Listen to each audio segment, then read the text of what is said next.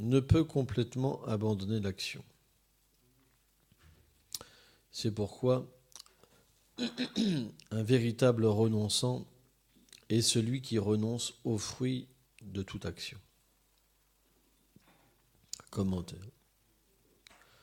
Selon Srila Vijayacharya Thakur, étant donné qu'il est impossible pour l'être incarné d'abandonner complètement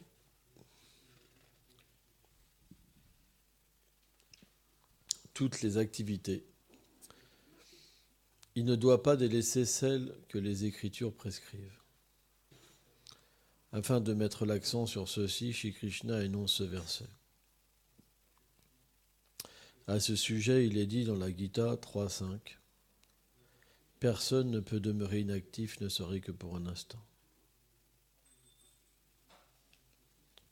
Maganati Milandasya Ganam Jalam Shalakaya Shakshuram Meditam Janata Ismai Shiguladana Namam Vishnu Padaya Golanga Plestaya Lupini Shibhakti Bibudaya Begunete Namine Namam Vishnu Padaya Gola Prestaya Bhutale Srimad Bhakti Pramodaya Puriko Swamiti Namine Namam Vishnu Padaya Krishna Prestaya Bhutale Srimate Bhakti Vedanta Swamiti Namine Namam Vishnu Padaya Krishna Prestaya Bhutale Srimate Bhakti Lachaka Shiradevu Swamiti Namine Namam Vishnu Padaya Krishna Prestaya Bhutale Srimate Bhakti Siddhanta Sarasvati Namine.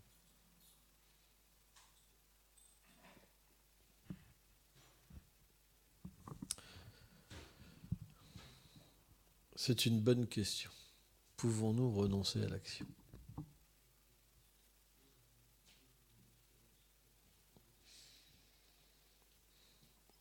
Impossible.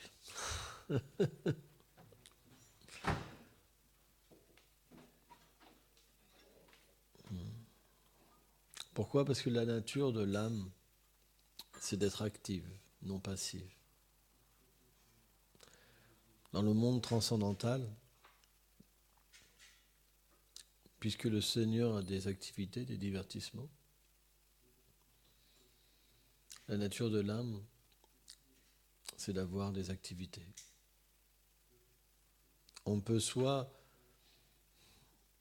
décider d'avoir nos propres activités, soit agir pour le Seigneur suprême. Et quoi qu'il arrive, on sera obligé d'agir. C'est ce que Krishna il a dit à Arjuna. Tu seras obligé d'agir.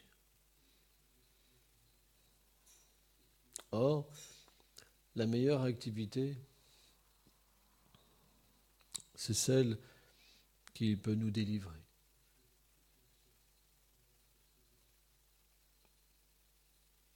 Et selon la Srimad Bhagavad Gita, toute activité qui est faite indépendamment du Seigneur est une source d'empêtrement matériel, d'enchaînement. Il existe 3 sortes de chaînes, les chaînes en or, les chaînes en argent, les chaînes en fer. Mais qu'elles soient en or, Bhaktivinoda Thakur explique, ce ne sont que des chaînes. Or, lorsqu'on agit indépendamment du Seigneur suprême, ces chaînes sont représentées par les 3 modes de la nature matérielle. La vertu, la passion et l'ignorance. Et selon la nature de ces chaînes, alors on a une prison adaptée, une conscience adaptée. Et on peut percevoir plus ou moins la cause de notre emprisonnement. Par exemple, quand on a une chaîne en or, on peut comprendre qu'on a fait une erreur. C'est la vertu. Donc on s'adresse au Seigneur suprême pour qu'il nous aide. Pour qu'il nous aide à comprendre notre circonstance. Pourquoi je souffre ? Pourquoi je suis dans un manque de liberté totale ? Pourquoi je dois subir la maladie, la vieillesse ? Pourquoi je dois naître encore et encore ? Pourquoi je dois m'attacher à des êtres imparfaits toujours ? Qu'est-ce qui me force à faire ça au Seigneur suprême ? Arjuna a posé cette question à Krishna. Je vois tous ces êtres devant moi, ma propre famille vouloir me tuer. Quelle est cette chose, Seigneur? Kama. Kama Esha, Kloda Esha. Cette concupiscence. C'est pourquoi la chaîne de l'or, elle est la meilleure chaîne. Mais c'est pas la chaîne. L'or, c'est pas la passion. La passion, c'est l'enchaînement aux êtres vivants. Une fois, Radha, elle disait j'aime ma chaîne d'or, mais c'était pas une chaîne d'or. Elle se trompait en fait. L'attachement à un homme ou à une femme ou à un enfant, c'est pas une chaîne d'or. C'est la chaîne de la passion et de l'ignorance.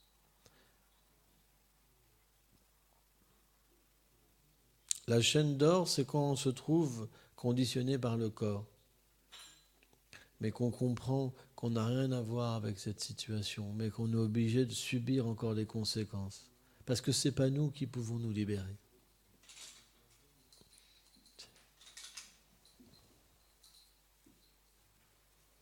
La réalité,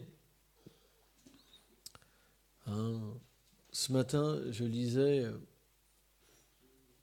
un poème de Raghunath Das Goswami, où il explique que Sanatana Goswami l'a sauvé de la vie de famille.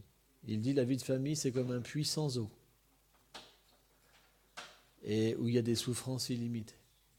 C'est ce que Raghunath Das Goswami explique. Il dit puits sans eau, un puits sans eau, c'est sec. Et en plus, il dit des souffrances illimitées. Mais il dit, Yadunandana, mon gourou, en fait, m'a sauvé de cette situation. Sanatana Goswami. C'est pourquoi, en fait, je le considère comme mon Shiksha Guru.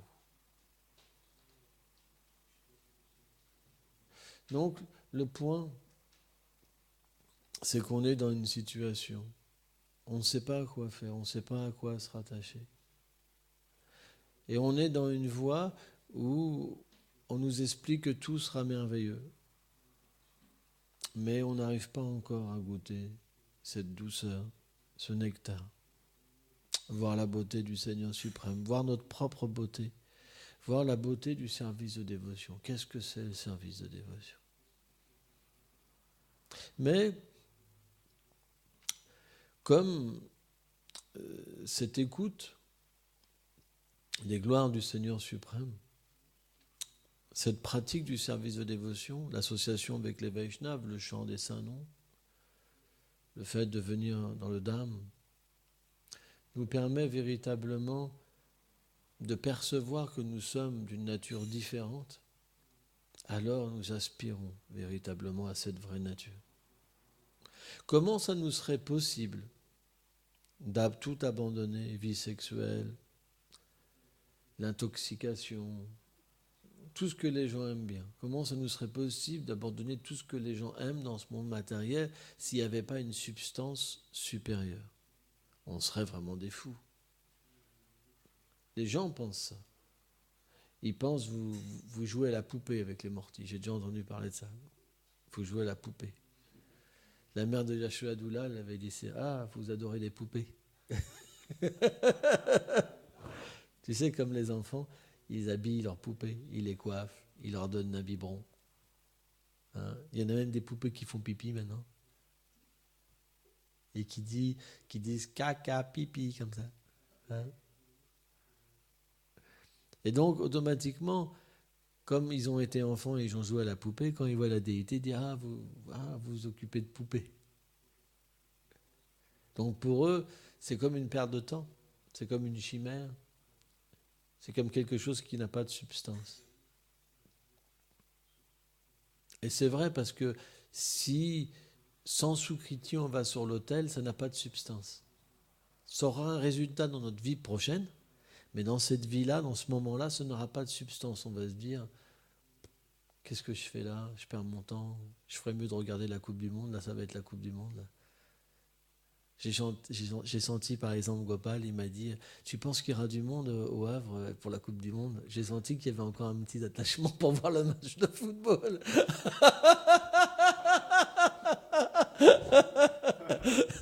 Tu penses qu'on ferait pas mieux de voir le match avant et après on irait chanter en Harinam?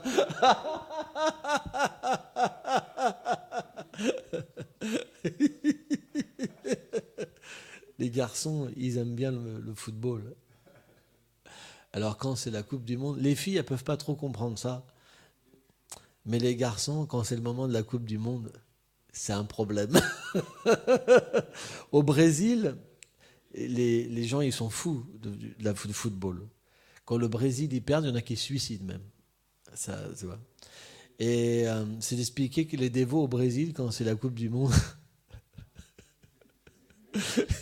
au lieu de faire ça en cartane, ils regardent le match, tu sais, avec les télés dans la rue.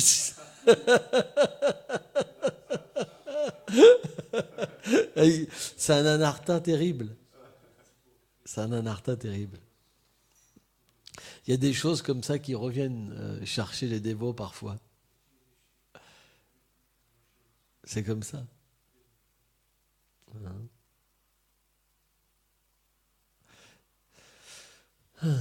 Donc l'action, c'est quelque chose qu'on peut pas, on peut pas arrêter l'action. C'est pourquoi ce goût qu'on a développé pour le service de dévotion, c'est quelque chose que les gens ne peuvent pas comprendre. Parce que Kama et Prema, c'est deux pôles opposés. La concupiscence et Prema sont deux pôles opposés. La concupiscence, c'est vouloir notre propre satisfaction. Et Prema, c'est donner de la satisfaction au Seigneur suprême. Donc, bien sûr, il y a une graduation entre complètement avoir abandonné le plaisir des sens et complètement être dans le don de soi, dans cette terre Sharanagati où on ne vit simplement que pour Shrimati Radharani. Raghunath Das Goswami, il prie comme ça et il dit « Quand viendra où je pourrai, Radhe, aller dans tes sanitaires, et je pourrais, avec mes propres cheveux, balayer cet endroit, le laver avec de l'eau parfumée. » Un matérialiste, si vous lui dites ça, waouh, les sanitaires, ça sent mauvais. Vous comprenez ? Mais la nature du monde transcendantal, c'est inversé. Donc c'est très difficile à comprendre. Par exemple, Rishabhadev, c'est expliqué, le seigneur Rishabhadev, quand il allait faire ses besoins, ça embaumait d'un parfum toutes les environs. Qu'est-ce qu'on peut comprendre ? Très difficile à comprendre. Krishna lui-même s'est expliqué qu'il allait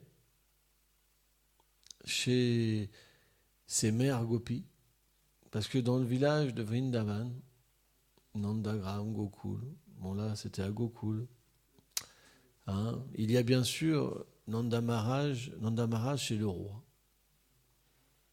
Les Védas expliquent que Nanda Maharaj c'est pas le plus aîné des frères, mais parce qu'il a le plus de qualité et qu'il brille au-dessus de tout le monde, hein, même ses frères le servent.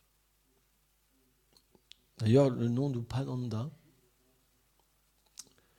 ça a trait justement à ce fait qu'il est comme le serviteur de Nanda Maharaj, de son propre frère. Et donc, naturellement, dans cette capitale, les frères de Nanda vivent avec lui. Ils sont comme dans un palais, tu vois, avec différents dômes. Hein. Et il y a différentes aussi maisons dans cet environnement, où chaque famille a ses vaches, par exemple. Hein. Et Krishna, quand il est enfant, il a cette habitude de donner son darshan, son audience d'une manière un peu particulière. On pourrait penser que le Seigneur suprême, par exemple, comme Narayana, il va simplement faire voir sa puissance avec ses 4 bras, hein, qui tient une fleur de lotus, une masse, une conque, hein, un chakra. le disque Sudarshan Chakra. Mais Krishna, lui, est différent. Parce que, comme il est la vérité absolue, il incarne tous les aspects de la vérité absolue. Qu'est-ce que dit la Bible ? La Bible dit « Nous sommes faits à l'image du Seigneur ». Qu'est-ce qu'on fait quand on est enfant ? Qu'est-ce qu'on aime faire quand on est enfant ? Quelle est la chose la plus merveilleuse des bêtises ? Quand on fait des bêtises, c'est là où il y a le plus de goût. Vrai ou pas ? Moi, quand j'étais enfant, j'ai fait beaucoup de bêtises. Et plus c'était des bêtises, vraiment des bêtises, et plus il y avait du goût. Hein, j'aimais voler, par exemple. Tous les jours, j'avais mon quota de vol. Et ça m'apportait un goût pas possible. Qu'est-ce que fait Krishna ? Il vole. C'est un voleur. Le Seigneur est un voleur. Mais la seule différence, c'est nous, quand on vole dans ce monde matériel, on apporte une souffrance aux gens. Quand on vole, on apporte une souffrance. C'est vrai. Quand on nous casse une vitre, par exemple, de la voiture, on se dit « Oh non, encore ». Et encore, nous, on est sympa, on prie pour le voleur, on va dire « Seigneur, sois miséricordieux avec lui hein ». Fais en sorte que tu acceptes ça comme un service de dévotion.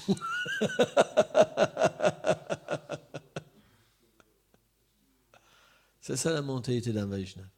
C'est que si on l'attaque, il voit ça comme Krishna. Gorkishore Babaji Maharaj, une fois, quand il a traversé la rivière, avec le bateau, il a été à Navadvip, il y a des enfants qui lui ont jeté des pierres. Mais il n'a pas perçu les enfants, il a perçu que c'était Krishna. En fait. Et il leur a dit, j'irai me plaindre à Mère Yashoda.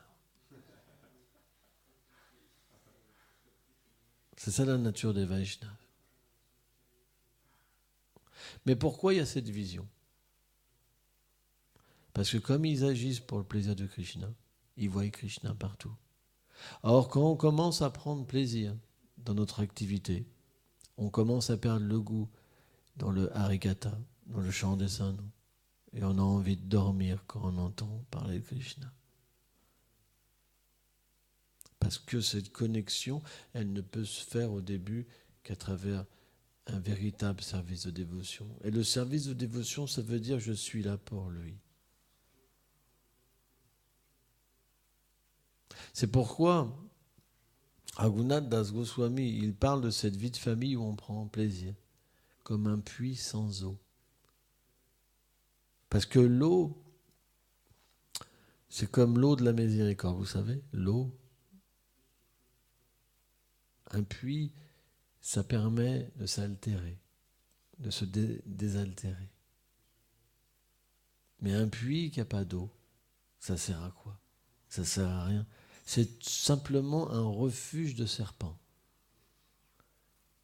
Il n'y a pas de miséricorde pour les autres. Il n'y a pas de miséricorde pour ceux qui ont soif. Rien. On devient comme des serpents. Parce qu'il y a le principe de prendre plaisir. Quand on prend plaisir, naturellement, alors on devient comme des avares. On est intéressé par notre plaisir, par ce moment. On va même penser toute la journée à cette rencontre. Vrai ou pas ? Les gens vont travailler toute la journée et ils vont penser « Ah, ce soir, je rencontrerai ma belle. » Tu vois ? Ou mon beau. Vous comprenez ? Et finalement, ça devient une véritable prison. C'est pourquoi on doit véritablement comprendre que, qu'on soit marié ou pas marié, on doit faire de notre vie un succès. Comment ? En apprenant dans notre vie à faire plaisir au Seigneur suprême. Et apprendre à faire plaisir au Seigneur suprême, c'est dans tous les gestes de notre vie. Bhaktivedanta Swami Prabhupada disait la dévotion, on la voit dans les détails de notre vie. On devrait tout faire pour le plaisir du Seigneur. Par exemple, ce matin, quand je suis descendu pour le Mont Golarty, il y a un dévot qui avait oublié d'éteindre la lumière dans la salle de yoga, par exemple. La lumière brûlait gratuitement. Alors que la lumière du jour était présente, même. Ça ne servait à rien. Vous comprenez ? On doit, pour le plaisir de Krishna, on doit économiser les choses. Parce que c'est son argent. C'est la fortune de Nanda Maharaj, ce n'est pas notre fortune. De la même manière, pour le plaisir de Krishna, on doit cuisiner des belles choses. Par exemple, dans une assiette, il y a un standard. Il y a tant de préparations. Les temples marchent comme ça. Vous avez 8 préparations, 11 préparations, peu importe combien de préparations il y a. Mais on doit automatiquement faire des belles choses pour le Seigneur suprême. Si quelqu'un peut faire quelque chose de mieux, il doit le faire. Parce que le principe du plaisir, c'est que ce qu'on aimerait pour nous, on doit le faire pour lui. C'est comme ça qu'on peut inverser la mauvaise mentalité. Par exemple, une vie communautaire, souvent les gens s'en moquent, c'est pas à eux. Mais si c'était à eux, comment ils feraient ? Si c'était à eux, par exemple, est-ce qu'ils prendraient des douches de 3/4 d'heure ? Ça coûte des grosses factures d'eau ? Non, ils se diraient, faut que j'économise. Parce que c'est l'argent, quand même, c'est dur à avoir. Donc on doit apprendre à vivre pour lui de la même manière qu'on vivrait pour nous. Dans tous les détails. S'habiller. On s'habille pour lui, on se lève pour lui. Et naturellement, une connexion va venir dans notre vie. Une connexion supérieure va venir dans notre vie. C'est qu'on va aspirer, parce que Krishna va réciproquer, il était même Papadanti, réciproque avec nous. On va aspirer à connaître davantage Krishna. À comprendre les paroles de Raghunath Das Goswami, par exemple. Comprendre qu'on a un corps spirituel, comprendre qu'on a un service. Et on va aspirer à véritablement aimer Krishna d'une manière intime. Or, plus notre désir d'aimer Krishna sera profond, et plus on va travailler sur notre étiquette, sur notre façon de vivre, sur nos rapports avec les êtres vivants. Parce qu'on va comprendre, Krishna va nous faire comprendre qu'on ne peut pas simplement désirer et agir n'importe comment. Parce qu'il ne se révélera pas sans ça. Donc il va nous dire non, si tu fais comme ça, tu ne pourras pas être avec moi. On va le ressentir. Ou on va, dans un premier temps, le lire. Dans un deuxième temps, le ressentir aussi. Ça va être une confirmation. Et dans un troisième temps, on pourra entendre même le Seigneur venir nous parler. Et on va graduellement abandonner des choses et accepter des choses supérieures. Mais tout ça, ça se passe au niveau de l'action et d'un sentiment intérieur. Et après, plus tard, il pourra avoir la méditation. Mais à la base, pourquoi il n'y a pas de méditation ? Parce que notre vie, elle est basée sur le fait d'avoir notre propre satisfaction. Est-ce qu'on se marie ou est-ce qu'on renonce pour le plaisir de Krishna ou c'est parce que ça nous arrange ? On devrait analyser notre cœur. Est-ce que dans ma journée, j'ai fait que des choses pour Krishna ? Quand je me mets en colère, est-ce que c'est pour Krishna ? Quand je réponds mal à quelqu'un, est-ce que c'est pour Krishna ? Quand je fume une cigarette, est-ce que c'est pour Krishna ? Comment on peut dire qu'on va fumer, s'intoxiquer alors que les acharyas ont demandé qu'on arrête ça? Ça veut dire qu'on se fait nos propres lois. Parce que pour savoir ce qu'on doit abandonner ou pas, on doit se référer aux paroles des Écritures, des acharyas et du gourou. C'est les 3 sources qu'on a. Donc, on peut comprendre qu'en proportion, qu'on aime Krishna, en proportion, on va arrêter de faire des choses. Parce qu'on a besoin de cette connexion. Krishna, lui, dans l'absolu, il n'a pas besoin de nous. Et à la fois, oui, parce qu'on est tous uniques. Notre service est unique. Mais Krishna est patient. Il aura ce résultat. Il nous aura, c'est juste question de temps. Mais il est patient. Parce que le temps est une forme d'illusion. Kala, sur l'âme, il n'a pas d'influence. L'âme est éternelle. Krishna nous aura, c'est juste une question de temps. Mais pourquoi ne pas accélérer les choses? Pourquoi être notre propre ennemi et continuer à refaire les mêmes erreurs? Je me rappelle une passage de Vishwanath Chaitanya Thakur. Vishwanath Chaitanya Thakur, il explique, mais celui qui peut comprendre qu'il a pris naissance et qui s'est marié, il a des enfants, comment il peut refaire la même chose? Tout le temps. Comment c'est possible? Vous comprenez, c'est le piège. Brahma explique qu'il a créé la femme pour emprisonner l'homme et l'homme pour emprisonner la femme. Comment c'est possible qu'on tombe toujours dans ce même piège? On lit des écritures qu'on n'est pas le cas et on recommence toujours. C'est puissant quand même. Vous vous rendez compte?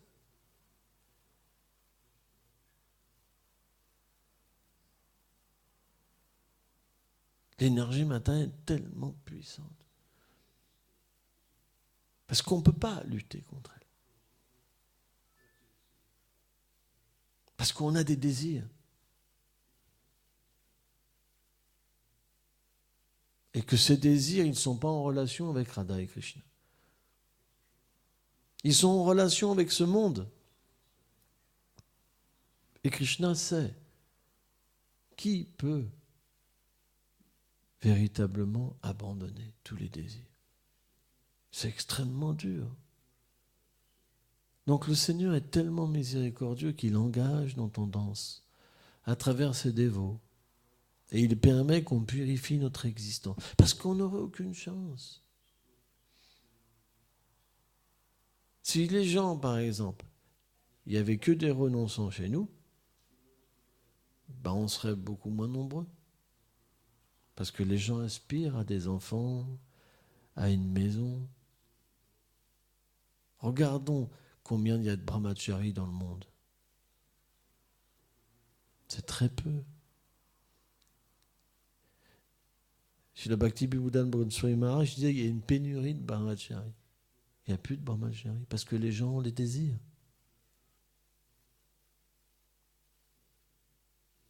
C'est normal. Pourquoi? Parce que l'attrait de l'homme et de la femme, c'est le moteur du monde matériel.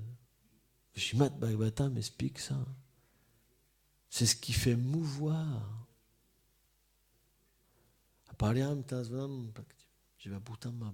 C'est ce qui fait mouvoir ce monde. Le jiva qui est recouvert et qui est dans l'action intéressée. Il fait mouvoir ce monde. Et ce moteur, c'est la vie sexuelle. Personne, même Brahma, c'est expliqué, de la fourmi à Brahma, personne ne peut se délivrer de ça. Et la vie sexuelle, elle est sous une forme subtile, sous la forme de pratishta. Même celui qui peut éviter ça, on ne peut pas dire véritablement se libère, mais qui peut être quelque part dégagé de ça, il y a une forme subtile de concupiscence qui vient sous forme pratishta. Impossible. Un renonçant peut dire « Oh, la vie de famille, blablabla », mais Pratishta est là. C'est la même chose. C'est la même chose sous une forme qui se voit moins et une forme qui se voit plus. C'est la même chose. On agit tous avec un désir. Et ce désir-là, c'est la source de notre souffrance. On le connaît tous. Vrai ou pas? On le connaît. Pourquoi on peut le connaître? Parce que le service de dévotion, c'est comme une glace. Parce que c'est suprêmement pur. Quand on rentre au contact des Vaishnavas, quand on rentre au contact du Saint-Nom, de la déité, du Srimad Bhagavatam, etc., on peut voir notre problème. Alors, c'est très difficile de voir son problème. C'est une grande source de souffrance, mais en même temps de joie. Parce que quand on voit son problème, ça veut dire qu'on peut décider de s'en libérer. La seule manière, c'est l'abandon. Tout le monde a la possibilité de le voir, mais il y en a qui ont la force et il y en a qui n'ont pas la force. C'est pourquoi il y a des dévots qui progressent très peu dans une vie, très peu, parce qu'ils n'ont pas la force de se battre contre ce problème. C'est très difficile, l'abandon. Mais, si notre prière est sincère, et qu'on véritablement, on comprend qu'on peut prendre profit de la présence du Seigneur suprême sous la forme de déité, sous la présence de la manifestation de la miséricorde du Seigneur sous la forme des Vaishnavas qualifiés, alors c'est possible. Krishna peut nous aider.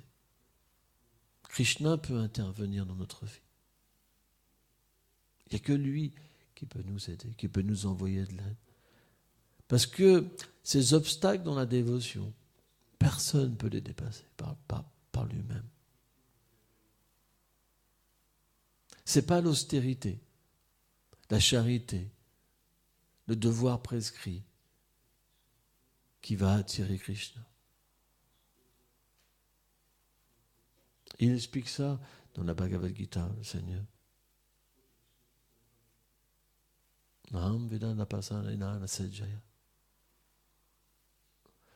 Il explique que la seule chose, c'est la bhakti. Mais la bhakti, est-ce qu'elle existe dans notre cœur? Est-ce qu'elle est présente dans notre cœur? Pourquoi on brûle?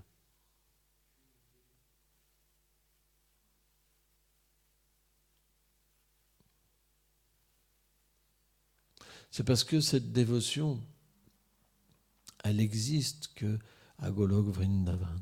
Et elle vient par la grâce des Vaishnavas. C'est pour ça on a besoin des Vaishnavas. Prahlad Maharaj dit personne n'a obtenu cette bhakti sans la grâce des Vaishnavas. Dhruva Maharaj. Dhruva Maharaj est l'exemple parfait d'une personne qui peut atteindre la perfection en une seule vie. Et en plus, il a atteint la perfection avec un désir qui était imparfait. Imaginez-vous. Il voulait un royaume plus grand que son arrière-grand-père, Brahma. Il a atteint la perfection avec un désir matériel. Par la grâce d'un Vaishnava. Parce qu'il a croisé un Vaishnava, Narada Muni, sur son chemin. Il lui a donné des instructions. Et parce que les instructions d'un Vaishnava amènent toujours à la pure dévotion. On pourrait douter. Parfois, on voit des Vaishnavas et on se dit, ils nous disent de faire ça et ça, c'est bizarre. Parce qu'on a des désirs. Ils voient nos désirs. Ils disent, c'est comme les médecins. Scanner. Les Vaishnavas qualifiés, ils voient. Il dit, lui, il me parle de renoncement, mais je vois dans son cœur que c'est pas du tout un renoncement, à renoncer. Il veut dire, toi, il faut te marier, par exemple. Et on peut se dire, Mais pourquoi mettre les gens dans la vie de famille, par exemple? C'est la prison, c'est ceci, c'est cela, vous comprenez? Parce que toutes les écritures expliquent, etc. Mais le Vaishnav sait ce qui est bon pour nous. Et Narada Muni, quand Dhruva Maharaj, il a croisé Dhruva Maharaj, il avait 5 ans, Dhruva Maharaj. Et il lui a dit, mais qu'est-ce que tu fais, mon enfant? Il dit, je vais faire des austérités pour avoir un royaume plus grand que mon grand-père. Il était déterminé, parce que c'était un fils de Kshatriya. Narada Muni, je dis, mais tu ferais mieux de faire comme tous les autres enfants, aller jouer. Qu'est-ce que tu fais là, à 5 ans? 5 ans, vous vous rendez compte? Quel âge elle a, Syama? 5 ans. Dhruva Maharaj. Vous pensez qu'elle pourrait faire ça? Là, elle dort, là. Avec les yeux ouverts en plus.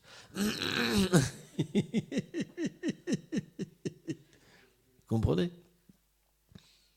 Mais il était tellement déterminé. Alors Narada Muni, par miséricorde, il lui a expliqué la pure bhakti. Mais ça ne rentrait pas dans son cœur, ça ne rentrait pas dans son zérail. Quand on n'a pas la qualification, ça ne peut pas rentrer en nous.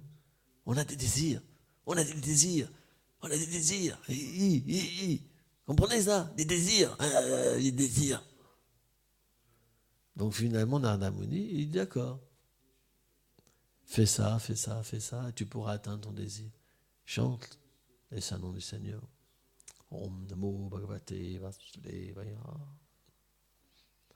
Et donc, Dhruva, qu'est-ce qu'il a fait? Il a suivi les instructions de son gourou. Il a adoré la déité, il a fait une déité avec de la terre, etc. Et il a commencé donc à réduire ses besoins, ses besoins, ses besoins, ses besoins.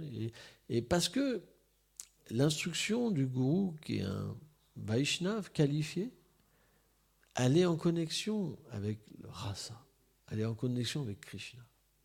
Automatiquement, qu'est-ce qui s'éveille dans l'accomplissement d'une instruction d'un maître spirituel? Même si, soi-disant, c'est fait pour atteindre un objectif matériel. Qu'est-ce qui s'éveille? Le Seigneur suprême. Donc naturellement, quand Dhruva Maharaj il a pu commencer à méditer sur le Seigneur suprême, il a tout oublié. Parce que quand on obtient le Seigneur, on obtient tout. Tout est infime. Il a oublié, il a tout oublié. Il était simplement en extase. Il a tout oublié. Mais bon, on connaît l'histoire. Parce que Dhruva Maharaj avait une telle concentration et qu'il avait arrêté de boire, arrêté de respirer. Il avait même bouché tous les orifices de son corps. Même sans le savoir. Ça s'est fait machinalement parce qu'il était tellement concentré sur le Seigneur suprême que tous ses sens étaient complètement focalisés. Et tous les êtres ont commencé à suffoquer dans l'univers, sauf les planètes supérieures, Brahma, les 7 sages, etc.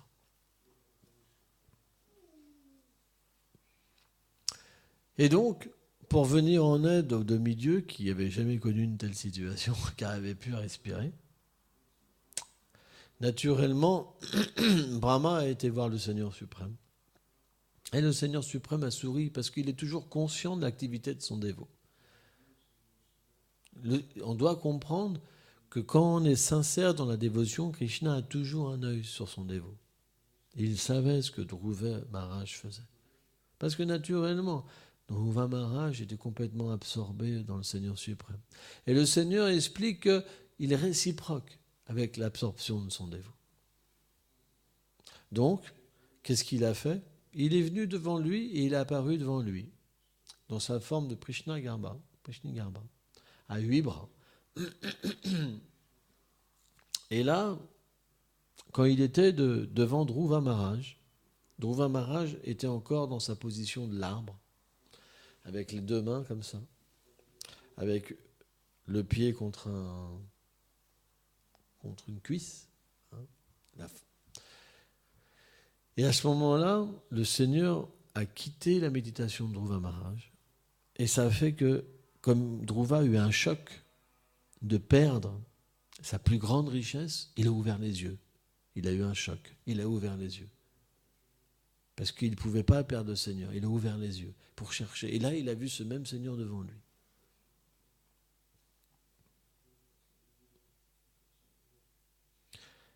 Donc, Dhruva n'avait plus de désir matériel. Il avait oublié complètement pourquoi il avait commencé ces austérités-là. Vous comprenez? Mais qu'est-ce qu'a fait le Seigneur suprême? Il lui a donné la bénédiction de pouvoir combler son désir. Et là, Dhruva a eu honte. Parce qu'il a réalisé qu'il avait adoré le Seigneur pour quelque chose de tellement aussi insignifiant.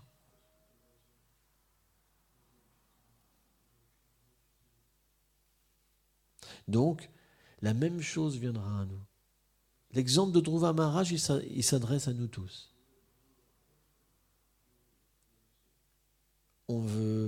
Il y en a qui veulent des enfants, il y en a qui veulent un mari, il y en a qui veulent être gourous, des disciples, tellement de choses. Mais quand Krishna va venir, plus il viendra, plus on se rendra compte que notre désir n'était pas pur. Et on va pleurer de honte. Parce que c'est ça la pureté. Le résultat de la pureté, c'est qu'on va regretter même des choses qui paraissent tellement belles. Parce que plus on va progresser, plus on verra notre inqualification. Dans toute chose, l'humilité viendra. L'humilité vient du fait de voir quelque chose de tellement plus élevé. On a tellement d'orgueil.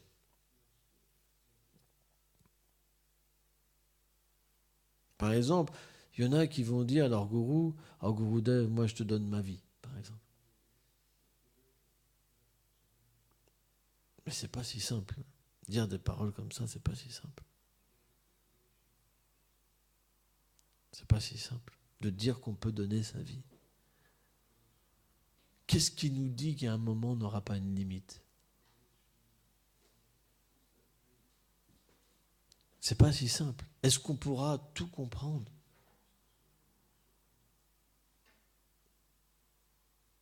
Combien de disciples ont rejeté leur gourou et qui étaient sincères aussi? Alors on peut se dire, oui, mais c'est parce qu'ils n'étaient pas sincères. Parce qu'à un moment, il y a eu une incompréhension.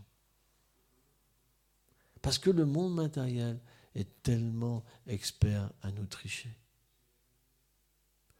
Nos défauts intérieurs nous font percevoir des choses qui sont parfois fausses.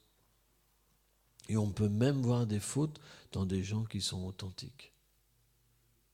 Combien de personnes se sont fait tricher? C'est pas un petit peu, hein, c'est beaucoup. Est-ce qu'on est supérieur à tous ces gens qui ont eu des doutes? C'est pas si simple. C'est pourquoi la meilleure protection qu'on puisse avoir,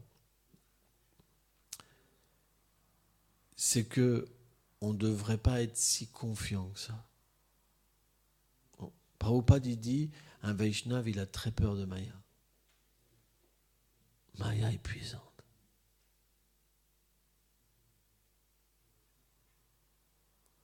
Elle vient sous la forme de la colère, de la concupiscence, de l'envie, de la convoitise, de la folie.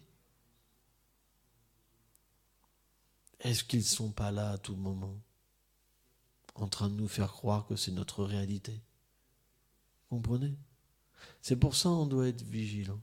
Et la meilleure vigilance, c'est l'action, le service à la Guru Parampara. La colère veut nous engager dans notre action. Je vois des fois des dévots, ils arrivent quand je vois ça, je dis, il s'est encore fait avoir. Ça sert à quoi de perdre la conscience qu'on est différent du corps? De toute façon, le résultat est là, vous ne pourrez pas le changer. Pourquoi se mettre en colère? Vous comprenez? Autant avoir une aptitude de service, de dévotion et de régler les choses en comprenant que dans le monde matériel, ça ne peut pas être autrement. Tout le monde oubliera tout. Tout le monde fera les choses mal. Tout le monde vous trichera. Tout le monde vous critiquera. Est-ce qu'on ne triche pas les gens? Est-ce qu'on ne les critique pas? Est-ce qu'on ne les trompe pas? Pourquoi les gens ne feront pas la même chose avec nous? Donc pourquoi se mettre en colère contre des choses qu'on fait nous-mêmes? Donc on devrait, avoir ce travail sur nous. Et ce travail, on peut l'avoir dans un service avec de la conscience. Parce que quand on se met en colère, c'est qu'on ne servait pas le Seigneur suprême. On ne servait pas Gourou. On servait nos propres intérêts. Si vous analysez votre colère, quand elle part, quand elle éclate, c'est mon intérêt que je sers. Parce que l'intérêt du Seigneur suprême, c'est de ne pas faire de mal aux êtres vivants. C'est de faire en sorte que les gens progressent. La colère, elle ne peut pas servir les intérêts du Seigneur suprême. Dans le cas communautaire, je parle. Après Hanuman, quand il a brûlé Lanka, c'était une colère engagée dans la dévotion. Mais ça, c'est une autre histoire. Et on regarde dans le cas communautaire. On doit essayer, de devenir un serviteur constamment. Et de cette manière-là, quand on prend refuge dans les pieds pareils de lotus de Sri Guru, alors on devient comme protégé. Un refuge, ça veut dire qu'on est protégé. Bien qu'il y a des vagues qui viennent, colère, envie, concupiscence, en même temps, on les perçoit, mais elles ne peuvent plus nous toucher. C'est de la seule manière qu'on pourra échapper à cet océan de misère que le monde matériel. Analysez votre colère. Vous verrez, c'est parce que vous n'êtes pas abandonné. C'est parce que vous n'êtes pas dans le service. Vous êtes sur vous-même. La colère, c'est juste un effet parce qu'on est simplement connecté à nous-mêmes. Il n'y a pas de service. Il y a l'orgueil. Pratishta. Parce que quand il y a le service de dévotion, il y a la miséricorde. On pardonne. Vous savez, nos maîtres spirituels, s'ils ne nous avaient pas pardonné toutes nos erreurs, on serait déjà à la porte. Vous pensez que quand vous allez travailler, vous pouvez vous mettre en colère, les gars, au bout de 3 fois, ils vous virent. Faute professionnelle, tu dégages. On n'a pas envie d'avoir un barjot comme ça qui se met en colère ou qui est plein de concupiscence. Vrai ou pas? Si vous ne filez pas droit, vous êtes viré. Et c'est marrant parce que ces mêmes personnes qui vont se mettre en colère ou ceci, dans une communauté Vaishnava, ils ne se mettraient jamais en colère quand ils travailleraient. Ils auraient la force de contrôler leur sens pour de l'argent. Vrai ou pas? C'est vrai.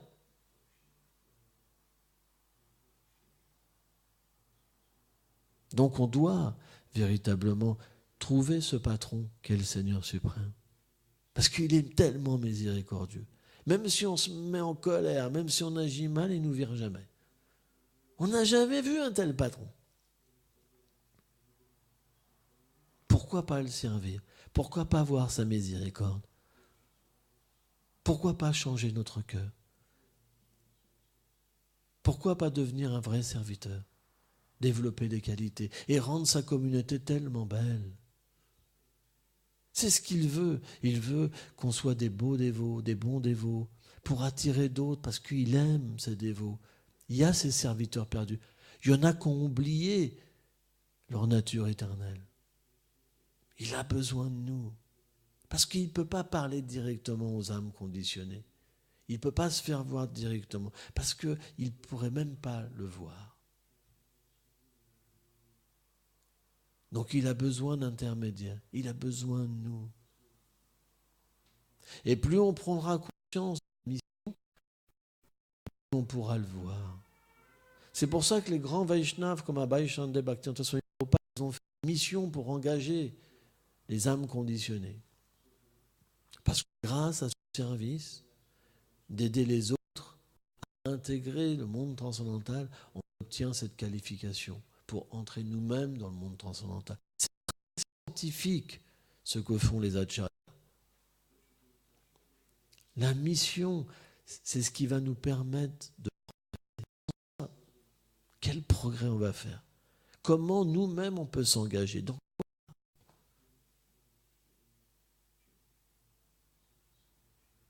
Les gens souffrent. Prahlad, quand il a rencontré Nishingadev, il a dit « Je ne m'inquiète pas pour moi, Seigneur, je m'inquiète pour tous ces gens qui croupissent dans les villes et qui souffrent. » C'est ça de devenir un serviteur.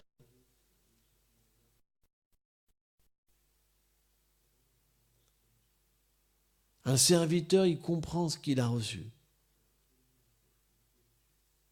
Il ne détruit pas la communauté. Bhaktivinoda Swami Prabhupada disait « Rien ne peut nous détruire de l'extérieur, mais de l'intérieur, oui. » Le feu de forêt, vous savez, dans les lilas de Krishna, c'est synonyme de ce conflit dans la communauté. S'il vous plaît, on doit essayer ensemble de devenir des serviteurs. Si on n'applique pas cette chose-là, les gens ne viendront pas. Les gens se diront, mais c'est pire encore qu'ailleurs. Krishna a besoin de vous. Vous avez besoin de Krishna et il faut comprendre ce que Krishna veut. Il veut nous utiliser. Quand vous vous querellez, c'est pas sans conséquence. Quand vous vous mettez en colère, c'est pas sans conséquence. Parce que ça se voit dans vos yeux. Ça se voit dans votre visage. Ça se voit dans nos relations. Et les gens le voient. Ne croyez pas qu'ils ne voient pas. Ils peuvent voir. Ce Krishna leur a donné une intelligence. Merci beaucoup.